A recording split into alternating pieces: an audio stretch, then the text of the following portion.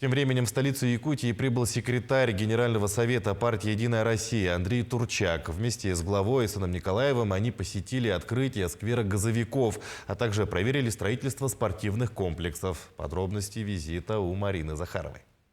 Сквер представляет собой современное и комфортное пространство для отдыха населения с парковочными местами. Его открытие совместило два важных события – 20-летие компании «Сахатранснефтегаз» и торжественный запуск газа в рамках социальной газификации в Чурапчинском и Горном. Сама задумка, она, конечно, долго носилась, и благодаря совместной усиленной работе команды «Сахатранснефтегаз», благодаря помощи города Якутска, конечно, и поддержке руководства, мы сегодня уже находимся на открытии такого замечательного сквера, который, наверное, украсит город Якутск. И это наш вклад газовиков именно в создание комфортной среды.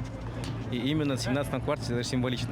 В скором времени нас ожидает открытие нового спортивного зала «Дворец единоборств» на улице Губина. Объект является частью проекта «За самбо», целью которого является популяризация отечественного вида спорта и важной составляющей российской культуры. Зал самбо-дзюдо нам нужен, потому что действительно у нас есть чемпионы, у нас есть ребята хорошие. И наконец-то у нас появится хорошая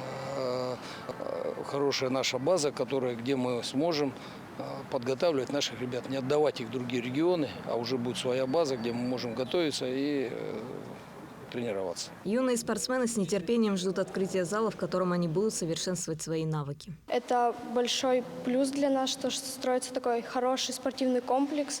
Мы будем дальше развиваться, заниматься, все лучше результаты давать. В нашей республике много талантливых спортсменов, потому важно дать им все необходимые условия, чтобы ничего не мешало им на пути к новым достижениям. Так, например, спортивный комплекс «Сулус» выполнил поставленную задачу. Уже сейчас в его стенах проводятся тренировки. В прошлом году, в декабре 2022 году открылись, и с этого дня уже, как видите, у нас, например, идут тренировки по хоккею.